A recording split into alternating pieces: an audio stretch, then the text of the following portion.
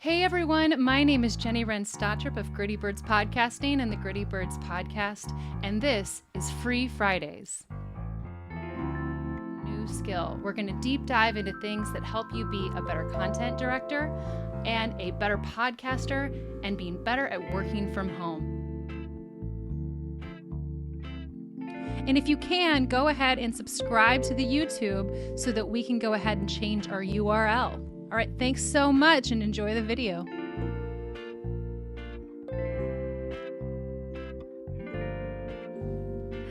Hello, what's going on, friends? It's Jenny Wren, and we are here for the fourth week of the Free Fridays series, and it's been a really wonderful time.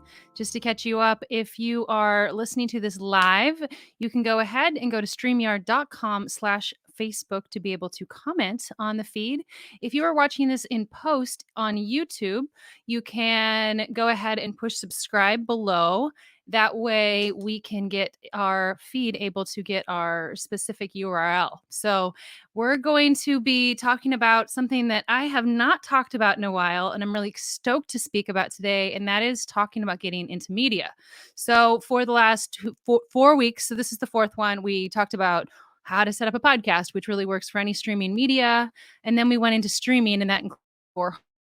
And then the third week, last week, we talked about getting our interfaces set up. So today we are focusing on, so you've got a concept, you've got your show going, and maybe you're at a point where you've been doing this for a while and you want to be able to get some media attention.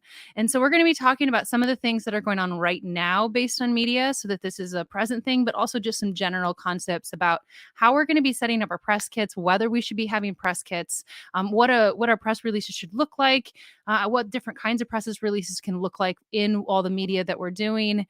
And we're going to have a nice good time today. So we're going to jump right into it because I want to have some really great material for you. And the first part we want to think about when we're thinking about our media is, what is your goal? So when we're thinking about that, I want you to consider the idea of, when you're looking to be in the media or you're looking to write for the media, what do you want to have happening for that come in 2 years? So if you go back to the last interview that we had with Clay Groves, this is something we discussed a lot. So if your goal is that you want to sell books because you're an author, or if your goal is that you want to get exposure for your record, or if you're a podcaster and want to get more listeners to your show, all of those are going to be what that goal is. And for each of you, it's going to be a little bit different. Some people, it might just be that their goal is to just connect to more people. A lot of people in podcasting, that's very similar to why they might be doing that. So if you're looking at different tiers of that, you're taking a look at, who you are, because it's such a similar concept for podcasters as it is for musicians. So just take some time to sort of know what you're trying to get out of it, because this is going to be really important in your process as far as when you're going to be getting into your media, because your message is going to be and who you're reaching out to are going to pair together. So then the second thing is what's your idea? So when we're wanting to get into the media, there's obviously just you as a person being like, I want the media to know I exist. Sure, right. But what is it that they need? Because when you're looking at the law tightening in the market media today, you're going to notice that you don't have as many contacts as you used to. So, for example, right now, most stations have let go a lot of their employees, or put people off of pay. You've got the same thing happening with almost all of the weeklies. All of them have cut back on it, and they're still looking for content. So if your goal is to try to get money, that's maybe not the whole idea. But if you have a story, if you have something that you want to tell that really resonates for this time in this moment, you're going to have a much better chance of breaking through into the media. So for example, this also works with ideas for podcast pitches. And so a couple weeks ago, I had pitched to one of the large, bigger companies about setting up a podcast, related to COVID-19, and that show ended up not happening because they were already so far in the midst of it that that was almost a little behind. So you want to follow trends, you want to be thinking about what your needs are. So for musicians, a lot of them that you're going to be seeing is going to be that live element of it, right? So you're having it's been shows coming up, or right now we're talking about these stream feeds. So one of the most fun viral things I saw this week came from the Portland Musicians 2.0, and they made a video that had it was, I think it was eight, no, it was Sunshine. I could be wrong. And everyone got together and sang together, and it was really, really special. And it actually ended up hitting national media because right now, what people want is something uplifting. And we talked about that on Wednesday as well. We're not looking for another reminder about why things are frustrated. We're looking for how we can connect and how we can get excited and feel good about what's happening. And people want to have information and feel great about it. Your story also could have to do with, something that is very passionate to you. And when you're thinking about whatever that is, so the perfect example was the Mystery Box Theater show. Reba had posted the other day, like, how can I get into there? And the idea for her is yeah, you have the show that's during certain things, but what is it that captivates and makes people want to listen to? Sure, sex sells, but what about it is the personal story? How is that lifting people up and bringing things in this time? And when you can play around with that idea, then you can have a good pitch that actually works. And when you're reaching out to media, yes, it might be that you're reaching an article, but you could be pitching an idea and a concept that will get you to have a feature for any of these different publications. And you're setting your idea up.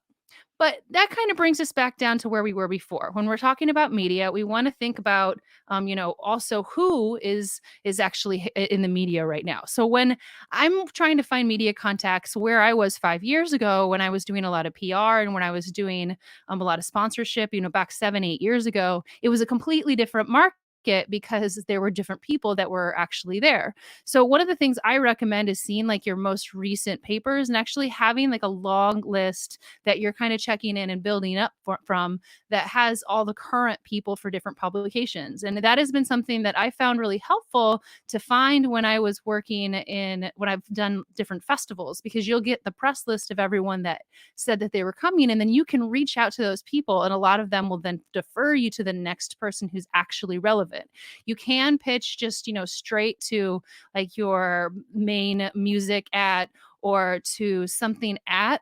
But if the personal approach isn't there, if you don't know who it is, it's really easy to get to that other inbox because you have to understand how many emails a day every journalist gets. And that can be really challenging. So if we're looking for something even on the more indie level, so podcasters are constantly inundated with interview requests, right? You're getting hit up all the time. That's one of the most common posts that I see in all the forums is, I'm so tired of getting hit up. Or yesterday, Jen McFarland, she has a really great show and is in Portland here as well. Jen had mentioned that she's gotten a huge slew of things since this all began. So you have to kind of recognize if you're the right fit for that publication, if it makes sense. Yeah, you can do a general push all, but we'll talk a little bit more about how you want to kind of like decide on what those are going to be. And so you're going to constantly be sort of checking back in that when you have a time that really it matters for you to get a push out. And you want to make sure that you're not just harassing people, but you're building relationships. And you're more likely in the long run to be able to get a feature later on down the line if you're not being so pushy and getting all that information through. So the next part is we're going to start this next section. We're going to go ahead and take a look at a couple different places for us to be able to get our, oh, okay, let me just make sure something really, really quick. Yep, we're good. Sorry, I'm getting a beep from the other computer. We're going to head really quick, and the next section is we're going to be taking a look at press releases and how to make them. So let's say you have just launched a new nonprofit piece to help support parties that are happening in Holocene. Like, I don't know, that's a good example, a fun thing that's happening right now, just to keep it super fun and positive. And it's you want to have a conversation about that, and you have this idea. And so you want to be able to send a press release. So the difference between a press release and kind of some of your media kit is where we're heading right now. And when I want to show you a couple press releases from my past, and I have them all downloaded here. So just give me a second. So, an example right now I'm going to be showing you is when I was working with Ila Bamba about 4 years ago, and Ila Bamba had done a Kickstarter, and they also were doing the first event on the rooftop at Revolution Hall. And so they were doing a Kickstarter, both announcement and then also announcing this party, which was going to be the launch of all this stuff that's been happening. And it's been really cool seeing what they've done since then. So when we're taking a look at the press release that we made for that event, we had just kind of the basic information on it that is in any press release. And all of a sudden, I can't find the press release as I'm pulling things up. Uh, and it's just kind of a really basic, simple concept. Here we go. Here's part of it. So here's this right here. If I come into the email, you can see, I'll show you really quick. Okay, so this is the press release that I used with Ila Bamba. So you can kind of see it says for immediate release. And that is 2015. So this is before the podcast, and it was right after the podcast started, launched. And so singer guitarist Lucelena Mendoza revives Ila Bamba after a 2.5-year hiatus with Kickstarter campaign. So notice that immediately we went into just like the straight thing that's the main part of it. So if somebody is just looking for this, I like to use the for immediate release in my titles just because it varies it from if I'm sending a newsletter. So a lot of these people are actually on newsletters of mine as well. And that way they know there's something actually happening they want to pay attention to. So then right from there, it goes into this is the show, this is what's happening after, here's where you need to go. And then this is sort of what a music press release would have, which is just a really simple piece information about where, when, what, how, who to contact. And then here you'll go ahead and it actually has the longer bio, the information that gives a longer release. And so when you see a lot of press releases that are out there, you're going to notice that they'll be just straight retweeted, and you're getting just like a very, very simple, nothing else happening on it. Like you see the same article everywhere. And a lot of that is because there are some services that will send those press releases out to all these different places.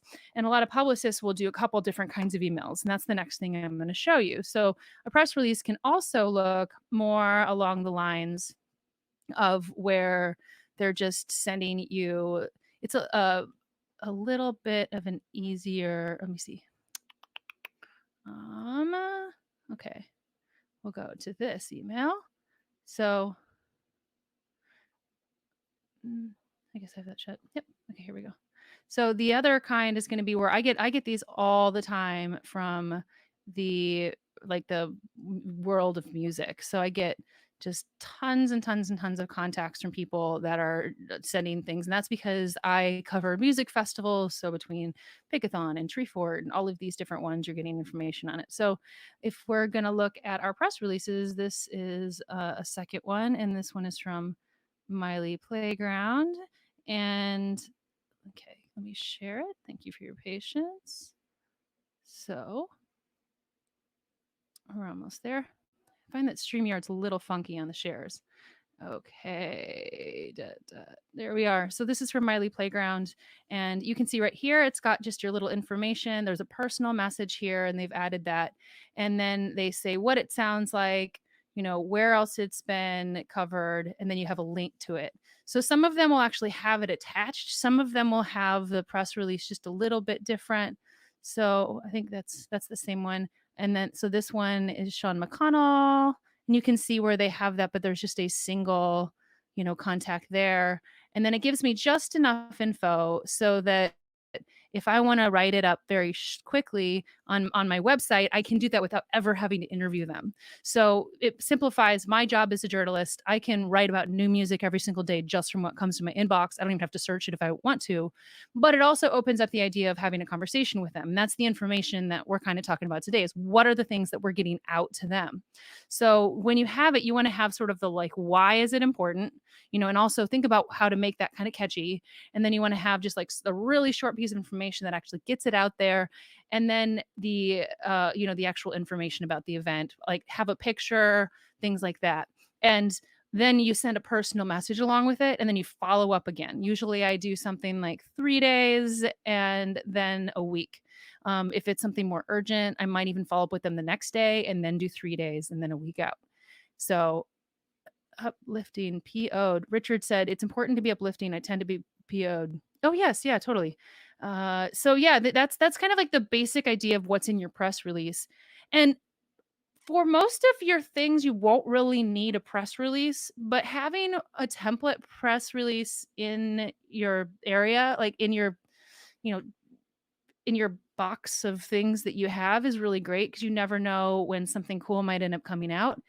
I wouldn't necessarily use a press release to be like, I got a new job or I got a new this. You can do that, but most of those things would maybe go in a business newsletter, but they're not really that exciting and noteworthy. They might be, it's a possibility, but the bigger part about when you're sending out ideas, when you're pitching to journalists for specific ideas, you might say, "Hey, I have this thing and you have an idea." So in your email that you attach to them, you might have this press release and be like, "Hey, I don't know if this is I have this new show that's up here, but I noticed that your show is looking for people that are such and such." Or you might say, "Hey, this is what I do, and this is this press release. We sent it out last month, even."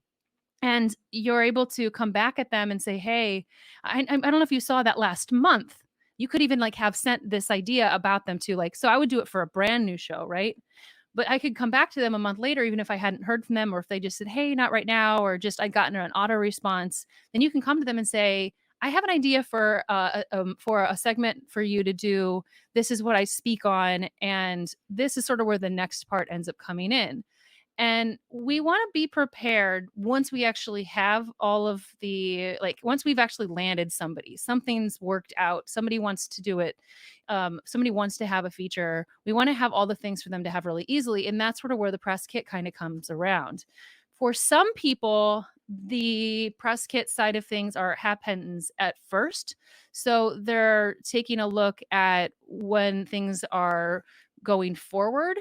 This is all personal messages to answer Stuart's question. So he asked you use email marketing. This is not about email marketing. This is about getting publicity and getting PR. This is one-on-one. I don't believe that this is not about your followers. This is about who is working with. You're trying to get onto their shows. You're trying to work with them in media. You're trying to get media mentions. It's a very passive thing to be working in email marketing managing for this kind of thing. This is a totally separate thing. You still will have like a regular email that's going out, but you can't send a mailing list to people who are in the press because they didn't sign up for it. That's not legal. So this is where you're sending one-on-one to those people, which is a legal thing you can do to be able to send out these emails. So what we're taking a look at next, moving to this next section, is one sheets and websites. So a lot of what we were doing there when we're looking at press kits is like, if you're looking in the music side, and this is where I was, before, is you would have a landing page, and on the landing page, so even something as simple as Reverb Nation or a website that has some of your music. These days, a lot of people just use Bandcamp. It's really great because Bandcamp, you as an artist get more of the feed, and then it's kind of your bio page, but it also has a lot more information that you probably wouldn't be sharing to people just like randomly. And I was working for Interview Connections. And so Interview Connections is a company out of Portland.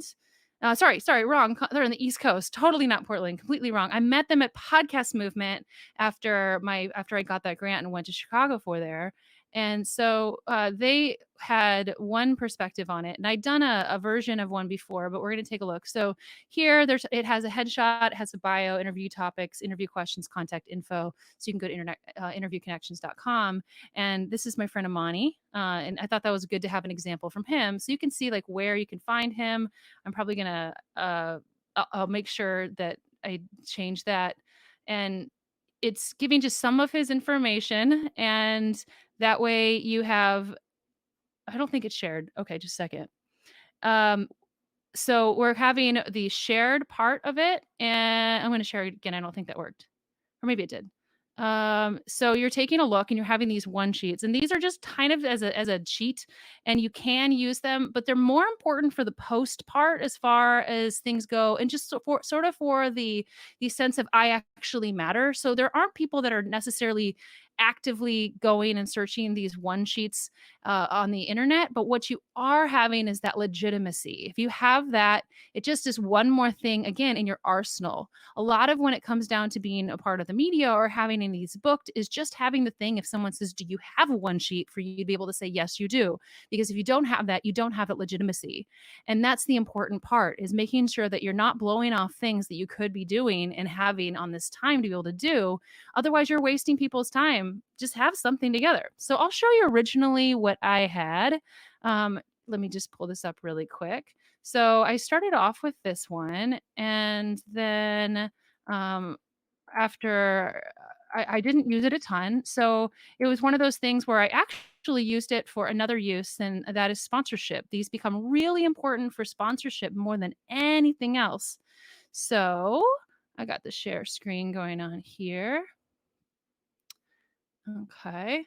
So we've got the copy of this. So this is the what I had going on, and so it shows who I am. It had my monthly impressions, so about how many people were going to all my websites and seeing what's going on, the amount of downloads I was getting, how many about how many listeners that I would get at the radio station, and then at the time my subscribers. So this was, I did this in the summer of 2015, 2016, 2015. 2016, and this is before I started working for Interview Connections, and it shows, people I'd partnered with. It had like my stats from the time, and then it was just one simple sheet that had that information. And then from there, I moved things, wrong piece of information again, and so then the second page ended up being a lot of like more specific information based onto the shows. And then from there, you are a couple other ways that I moved into this newer version of it. And thank you for your patience right now, is when everything crashed, I just had to deal with what we had. Okay. So, all right, here we go. So this was here, and then this one. Okay. So I'm going to go back to share screen. All right. So yeah, we've got here, this is the Gritty Birds one, and that's just a single page. And then right here, this is one I made this year. And this one I prioritized the information that I had about my show. I haven't really used this one too much, but what I did end up adding into it was sort of the services that I do. These are obviously not my ones. I haven't finished it. This is a template. A lot of these are going to be on Canva, and it'll give you kind of a basic of them. And in Canva, I'll be going into how to do things in Canva later on. But these are places I've had partnerships with, where I've seen and where I've been published. And so from there, I actually went another route because I found that just to be really tedious. And so I actually have a media assets page, and I use Google Paper for a lot of different things. If you've come to any of my workshops and seminars, you'll know this.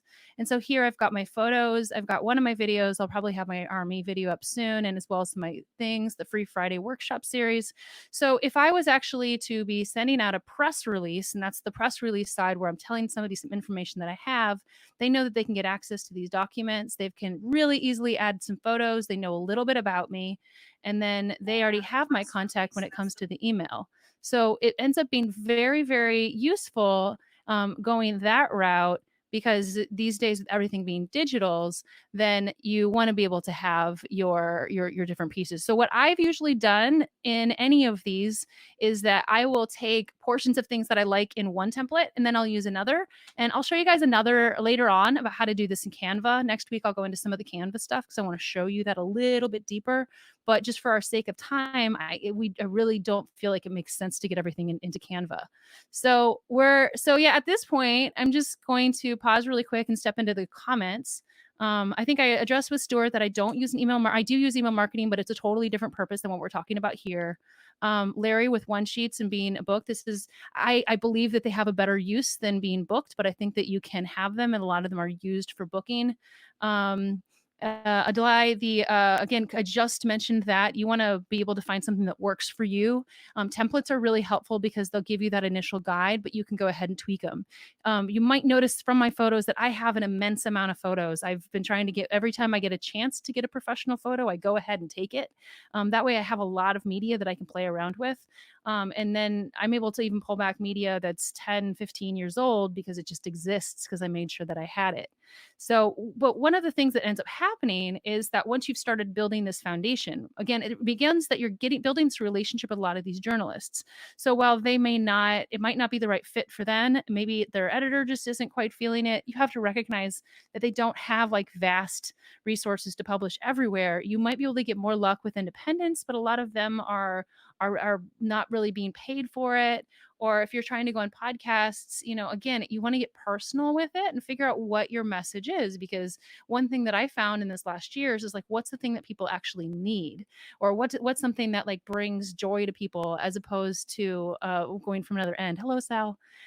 So that's sort of where ends up making a bigger difference for you as a podcaster or as a musician or as just a business person who's trying to get something out to the media, or somebody who runs a theater or a comedian, you name it. You want to start building these foundations of tools. And when you have these tools, you're able to come back to them later, steal from them when you have something that's new and fresh that you want to get out there, because you never know. You just really never know. And then you're able to jump and really have that opportunity. So the next part is just kind of the end. It's like what comes next. Really, it's a waiting game. It's a communication game.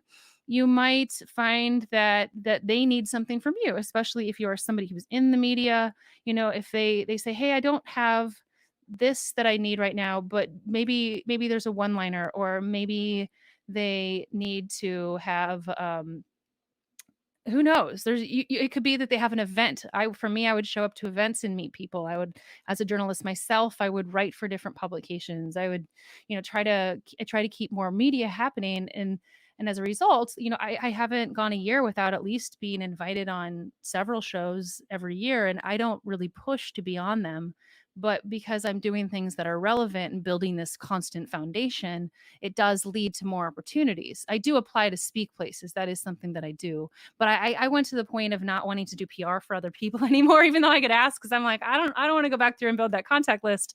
And then also just, I don't have without doing like album releases, I don't see a single podcast episode, unless it's something that's extremely noteworthy, that's unique, to necessarily be the thing that I'm pushing for as a press release. But I'm going to do a press release for Gritty Bird's 5-year, right? 5 years doing what I'm doing. That's awesome.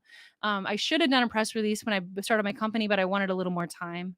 Having events around something is a really great way to do it. It's one of the reasons I like doing live events for things, is because you can then send out a press release and say, hey, Gritty Birds podcasting is celebrating. So Gritty Birds is celebrating 5 years, and we're going to be having a blank.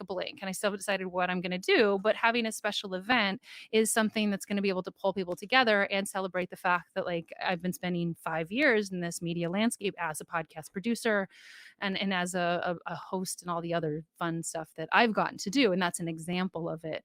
But another example is whatever it is that you think is important. And that's a little different than the storytelling where you're trying to be a special guest on something. But during that time when they have that press release, it's not just about speaking about yourself. It's maybe finding about if they have certain topics that they're talking about that you can be an expert on. And that could even be small segments. And I throw to Damona Hoffman for that. Again, I've mentioned Damona a lot, the Fresh Books piece of it. And she gives this great talk, which I've seen twice, that's all about this getting into the press. And she obviously can do it a lot better, but yeah, so Wednesdays and Fridays, wrong one.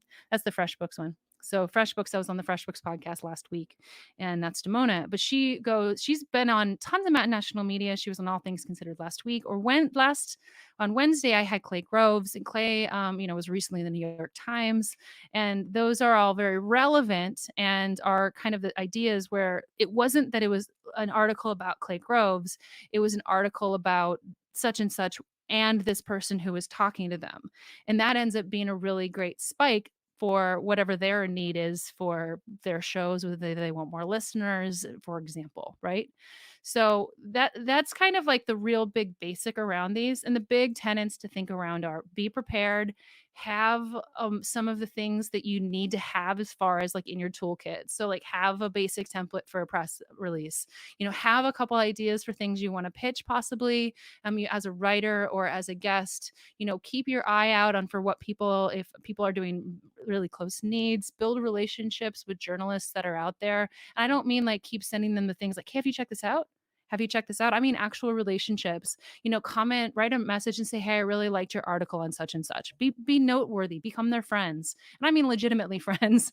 Twitter's a really great place for doing that too. Make it fun, make it light so that when you come around, they're not like, oh my God, all she does is talk about business. And I've been guilty of that before. And it's just like, have the moments where you begin to be a human, because we want to talk to the people that we're interested in. And we want to talk to the people that are human, right? So again, coming back to what Larry says, one sheets aren't necessarily effective because that is a black and white, like, 2D picture of who you are. But it does give people an idea. And it's also really a fantastic sheet when you're doing interviews, because you can just send that to them, be like, hey, this is what I want to talk about this week. But just in case you're curious, this is a really quick snapshot of who I am. And that gives them just a simplicity piece of it. And all of them go together so that it can be simpler, that more media can come out there, because journalists aren't getting paid $1 zillion to do any of this. So we want to make sure that we're not wasting their time. On that note, this was week 4. So it looks like these are coming to be about a half an hour, which is perfect. I'll make a couple cuts on this, considering I had a small little issue. So I'll be back next week. And these are on Wednesdays and Fridays. I have not quite set my Wednesday guest yet. So Wednesdays are going to be at varying times because I'm trying to work around people's schedules and just my work schedule for my clients. And then on Fridays, they're always going to be at 1. And today was great because we got the guy in the backyard to stop working for a minute. Want to note again, if you guys are not following my YouTube, please do. It's the first link in the comments. I'm trying to get to that 100 viewer situation. And so, subscribers. I've been having it forever, but I've just never really pushed the link. And it would be great to be able to have a URL that does not say Slibbergibbet. So please support, and I will see you guys again on Wednesday, Friday. If you have questions or concerns or anything that you want to know, just let me know.